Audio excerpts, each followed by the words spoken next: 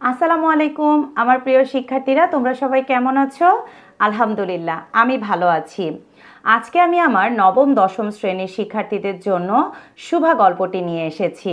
তোমাদেরকে আজকে আমি শুভা গল্পটি প্রতিটা প্যারা ধরে ধরে বুঝিয়ে দেওয়ার চেষ্টা করব।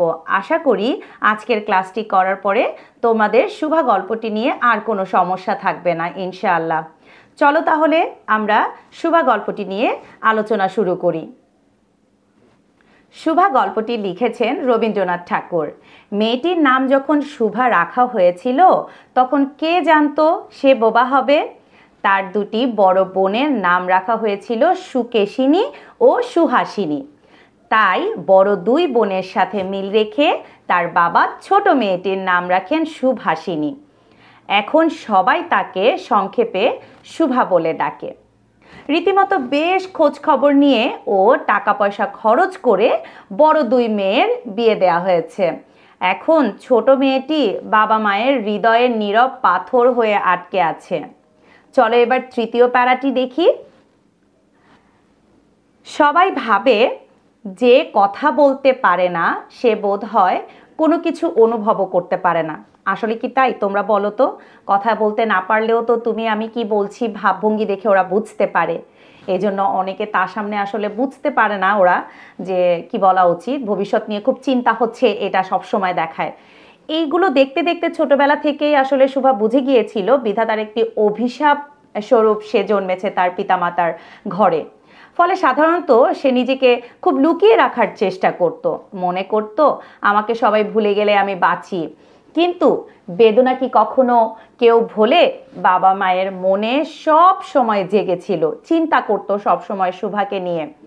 বিশেষ করে তার মায়েরা আসলে নিজের একটা ত্রুটি বা খুঁত মনে করে যখন তার মেয়ের মধ্যে কোনো খুঁত দেখা যায়। ছেলেদের থেকে মেয়েদেরকে সবসময় মায়েরা নিজের অংশ বলে মনে করে। মেয়ের কোনো খুঁত হলে মায়েরা নিজেরাই মনে করে যে আমার খুঁত ছিল বলে হয়তো বা আজকে মেয়েটার খুঁত। এটা আসলে একটা লজ্জার বিষয় মনে করতেন আমাদের শুভার মায়ের। অথচ শুভার বাবা বাণীকণ্ঠ শুভাকে অন্য মেয়েদের থেকে অনেক বেশি ভালোবাসতেন। কিন্তু মা তাকে আসলে গর্ভের কলঙ্ক মনে করত এবং তার উপর খুব বিরক্ত থাকতো। শুভা কথা বলতে পারতো না, কিন্তু তার দীর্ঘ পাপড়ির বড় বড় দুটি চোখ ছিল, তার ঠোঁটগুলো ভাবের আভাস পেলেই কচি পাতার মতো কেঁপে উঠত। আমরা কথায় যে ভাবটা প্রকাশ করি সেটা আমাদের অনেকটা নিজের চেষ্টায় বানিয়ে নিতে হয়, কিন্তু অনেকটা অনুবাদ করার মতো। সবসময় আবার সেটা ঠিকও হয়ে ওঠে না, ক্ষমতার অভাবে অনেক সময় ভুলও হয়। কিন্তু কালো চোখকে কোনো কিছু অনুবাদ করতে হয় না, মনের ছায়া তার উপর এমনিতেই পড়ে। মনের ভাব নিজের মতো করেই কখনো ছড়িয়ে পড়ে, আবার কখনো সংকুচিত হয়ে পড়ে, কখনো উজ্জ্বলভাবে জ্বলে ওঠে, কখনো মলিনভাবে নিভে যায়। চলো এবার আমরা পঞ্চম প্যারাটা দেখি।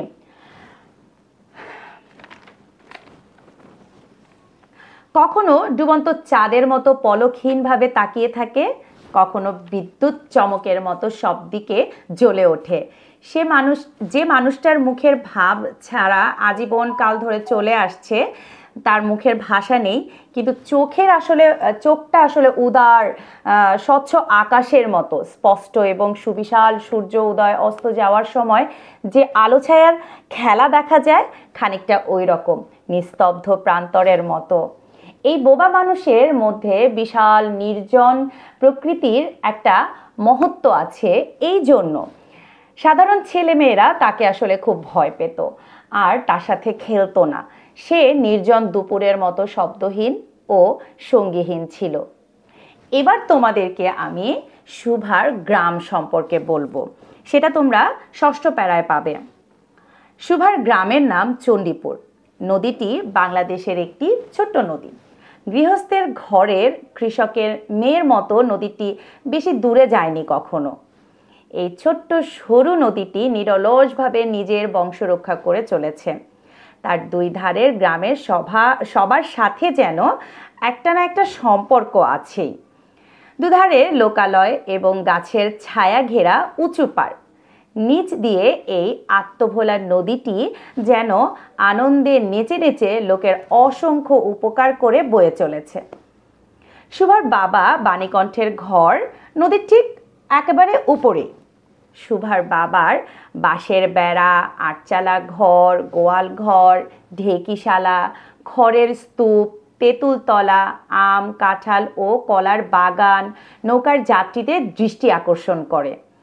গৃহস্থের এই সচ্ছলতার মধ্যে বোবা মেয়েটি কারোর নজরে পড়তো কিনা তা আমি জানি না, কিন্তু কাজের পর একটু অবসর পেলেই সে এই নদীর তীরে এসে বসে।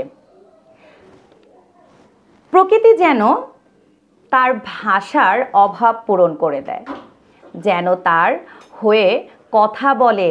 নদীর কলকল শব্দ, লোকের কোলাহল, মাঝির গান, পাখির ডাক, গাছের পাতার মর্মর শব্দ, এই সব কিছু মিলেমিশে চারিদিকে চলাফেরা হইচই এর সাথে এক হয়ে সমুদ্রের ঢেউয়ের মতো মেয়েটির চিরনিস্তব্ধ হৃদয় এই নদীর তীরে এসে ভেঙে পড়ে। প্রকৃতির এই যে বিচিত্র শব্দ ও গতি, এটা যেন বড় বড় চোখ বিশিষ্ট শুভারই একটি বড় সংস্করণ। ঘাসের ভেতর লুকিয়ে থাকা পোকার শব্দ থেকে শুরু করে মহাকাশ পর্যন্ত যেন কেবল ইশারা, ইঙ্গিত, গান, কান্না এবং দীর্ঘ নিঃশ্বাস। মধ্যাহ্নে যখন দুপুরবেলা যখন মাঝি ও জেলেরা খাওয়ার জন্য যেত, গৃহস্থরা ঘুমাতো, পাখিদের ডাক বন্ধ হয়ে যেত, খেয়া পারাপারের নৌকাগুলো বন্ধ থাকতো, সমস্ত পৃথিবীটা কাজকর্ম ফেলে ভয়ানক নির্জন রূপ ধারণ করত। তখন এই বিশাল আকাশের নিচে বসে থাকতো এই বোবা প্রকৃতির আর একটা বোবা মেয়ে। একজন বিশাল আকাশে রোদের মধ্যে, আর একজন গাছের ছায়ায়। বুঝতেই পারছো শুভার কথা বলছে। শুভার যে কোনো বন্ধু ছিল না তা কিন্তু না, তার বন্ধু ছিল দুটি গাভী। তাদের একটির নাম সর্বশী ও আরেকটির নাম পাঙ্গুলি। শুভার মুখে গাভীগুলো কখনো তাদের নাম শোনেনি, কিন্তু তার পায়ের শব্দ তারা চিনত। কথা না থাকলেও তার মধ্যে একটা করুণ সুর ছিল, যা গাভীগুলো ভাষার চেয়েও সহজে বুঝত।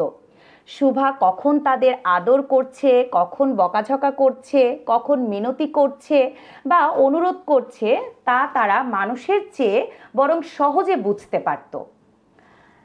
শুভা গোয়ালে ঢুকে দুই হাতে সর্বশীর গলা জড়িয়ে ধরে তার কানের কাছে নিজের গাল ঘষত এবং পাঙ্গুলি তার স্নিগ্ধ দৃষ্টিতে তাকিয়ে তাকিয়ে দেখত আর তার গা চেটে দিত। মেয়েটি দিনের মধ্যে 3 বার করে গোয়ালে যেত, তাছাড়া যখন তখনও ঢুকে পড়ত।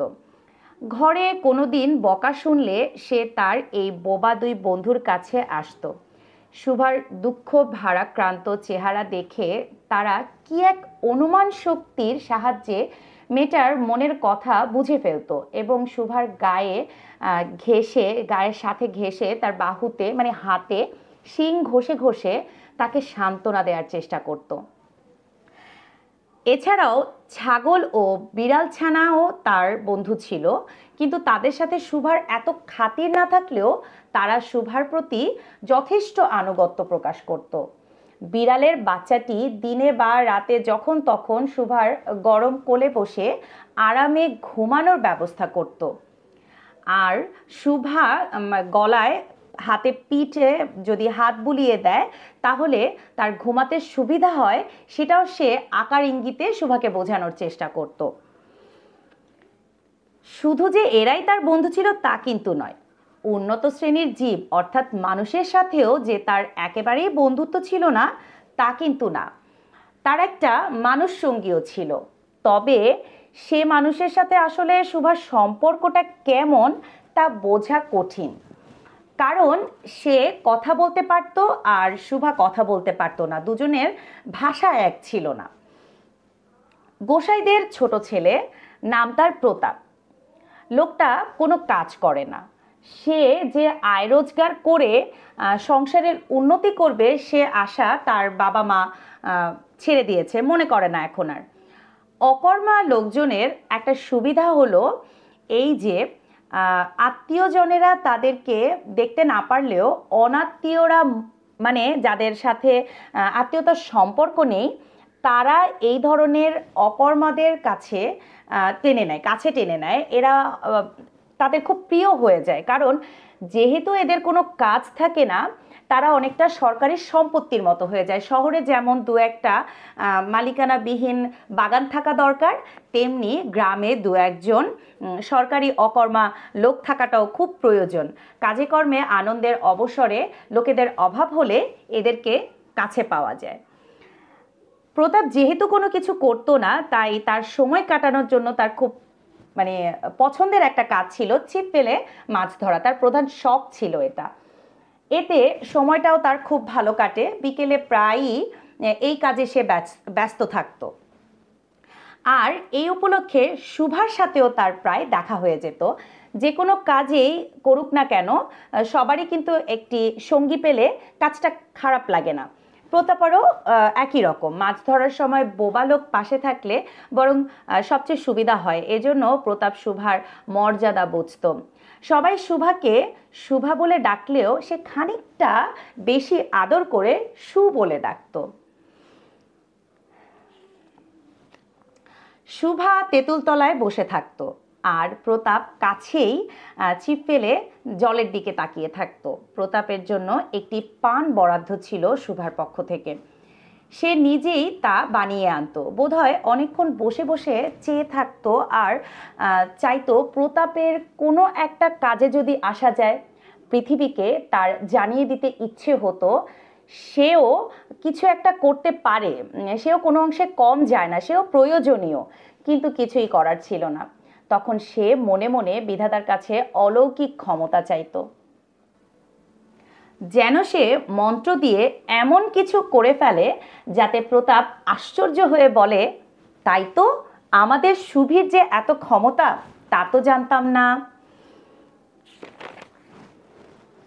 মনে করো শুভা যদি জলকুমারী হয়ে আস্তে আস্তে জল থেকে উঠে একটা সাপের মাথার মণি ঘাটে রেখে যেত। প্রতাপ তার তুচ্ছ মাছ ধরা ফেলে সেই মানিক নিয়ে জলে ডুব দিত এবং জলের তলে গিয়ে দেখত রূপার অট্টালিকায় সোনার পালঙ্কে, আরে ও কে বসে আছে? আমাদের বাণীকণ্ঠের সেই বোবা মেয়ে সোনা, এটা আমাদের সু, সেই মণিদীপ্ত গভীর নিস্তব্ধ পাতালপুরীর একমাত্র রাজকন্যা। এটা কি হতে পারে না? এটা কি এতই অসম্ভব? আসলে কিছুই অসম্ভব না, কিন্তু তবুও সু প্রজাশূন্য পাতালের রাজবংশে না জন্মে বাণীকণ্ঠের ঘরে এসে জন্মেছে এবং গোসাইদের ছেলে প্রতাপকে কিছুতেই অবাক করতে পারছে না। এদিকে শুভার বয়স বেড়েই চলছে। ধীরে ধীরে সে নিজেকে অনুভব করতে পারছে যেন কোনো একটা পূর্ণিমার কোনো এক সমুদ্র থেকে একটা জোয়ারের স্রোত এসে তার ভেতরটাকে এমন এক চেতনা শক্তিতে ভরে তুলেছে যা আসলে বর্ণনা করার মতো নয়। সে নিজেকে নিজে দেখছে, ভাবছে, প্রশ্ন করছে, কিন্তু কিছুই বুঝতে পারছে না। গভীর পূর্ণিমা রাতে সে মাঝে মাঝে শোবার ঘরে দরজা খুলে ভয়ে ভয়ে মুখ বাড়িয়ে বাহিরের দিকে চেয়ে দেখে পূর্ণিমার রাতটাও শুভার মতো একাকিনী। ঘুমন্ত জগতের উপর জেগে বসে যৌবনের রহস্যে, আনন্দে, দুঃখে, অসীম নির্জনতার একেবারে শেষ সীমা পর্যন্ত, এমনকি তা অতিক্রম করে থমথম করছে।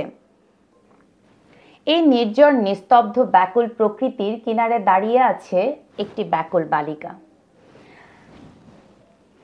এদিকে আবারও সেই চিন্তার ব্যাপারটা তুলে ধরতে হচ্ছে। মেয়ের বিয়ে দিতে না পেরে বাবা মায়ের চিন্তার শেষ নেই। লোকে আজে বাজে কথা বলা শুরু করে দিয়েছে, এমনকি একঘরে করে দিবে বলেও শোনা যাচ্ছে, মানে তাদের সাথে আর কেউ চলাফেরা করবে না। বাণীকণ্ঠের টাকা পয়সা আছে বেশ ভালোই, তারা দুবেলা মাছ ভাত খায়, এজন্য আবার তাদের শত্রুও ছিল। শুভার বাবা মা অনেক পরামর্শ করলো। কিছুদিনের জন্য শুভার বাবা বাণীকণ্ঠ বিদেশ চলে গেল। অবশেষে ফিরে এসে বলল, চলো কলকাতায় যাই। বিদেশ যাত্রার প্রস্তুতি চলতে লাগলো। কুয়াশা ঢাকা ভোরের মতো শুভার সমস্ত হৃদয় চোখের জলে বাষ্পে একেবারে ভরে গেল। কি এক অজানা ভয়ে কিছুদিন ধরে সে নির্বাক জন্তুর মতো তার বাবা মায়ের পেছন পেছন ঘুরঘুর করতে লাগলো। তার বড় বড় চোখ মেলে চেয়ে, তাদের মুখের দিকে চেয়ে থেকে কিছু একটা বোঝার চেষ্টা করছে, কিন্তু তারা কিছুই তাকে বুঝিয়ে বলছে না। এর মধ্যে একদিন বিকেলে ছিপ ফেলে মাছ ধরার সময় প্রতাপ বলল, কিরে সু, তোর নাকি বর পাওয়া গেছে, তুই বিয়ে করতে যাচ্ছিস, দেখিস আমাদের ভুলিস নে। কথাগুলো বলেই আবার মাছের দিকে মনোযোগ দিয়ে দিল। তার যেটা কাজ সেটা সে শুরু করে দিল। কিন্তু এই কথা শুনে তীরের আঘাত পেয়ে হরিণ যেমন করে শিকারীর দিকে নীরবে তাকিয়ে বলতে থাকে, আমি তোমার কাছে কি দোষ করেছিলাম? শুভা তেমন করেই প্রতাপের দিকে তাকিয়ে রইল। সেদিন গাছের তলায় আর বসলো না। শুভার বাবা বাণীকণ্ঠ ঘুম থেকে উঠে শোবার ঘরে তামাক খাচ্ছিল। শুভা তার পায়ের কাছে বসে তার মুখের দিকে চেয়ে কাঁদতে লাগলো। শেষে তাকে সান্ত্বনা দিতে গিয়ে বাণীকণ্ঠেরও শুষ্ক গাল দুটো চোখের জলে আসলে ভিজে গেল। আগামীকাল কলকাতায় যাবার দিন ঠিক করা হয়েছে। শুভা গোয়ালঘরে তার ছোটবেলার সঙ্গীদের কাছে বিদায় নিতে গেল। তাদেরকে নিজের হাতে খাওয়ালো, গলা জড়িয়ে ধরে একবার দুই চোখ ভরে যতটা সম্ভব কথা বলে নিয়ে তাদের মুখের দিকে তাকিয়ে রইল। দুই চোখের পাতা থেকে টপ টপ করে তার জল পড়তে লাগলো। সেদিন ছিল শুক্লা দ্বাদশীর রাত। শুক্লা দ্বাদশীর রাতে শুভা তার শোবার ঘর থেকে বের হয়ে সেই চিরপরিচিত নদীর তীরে ঘাসের ওপর লুটিয়ে পড়ল, যেন এক বিশাল বোবা প্রকৃতিটাকে দু হাতে জড়িয়ে ধরে বলতে চায়, তুমি আমাকে যেতে দিও না মা, আমার মতো করে আমাকে দু হাত দিয়ে তুমিও ধরে রাখো। এই ছিল তোমাদের জন্য শুভা গল্পটি। আমি যথেষ্ট চেষ্টা করেছি তোমাদেরকে খুব সহজ ভাষায় বুঝিয়ে দেওয়ার জন্য। আশা করি তোমরা কিছুটা হলেও উপকৃত হবে। আজকের মতো আল্লাহ হাফেজ।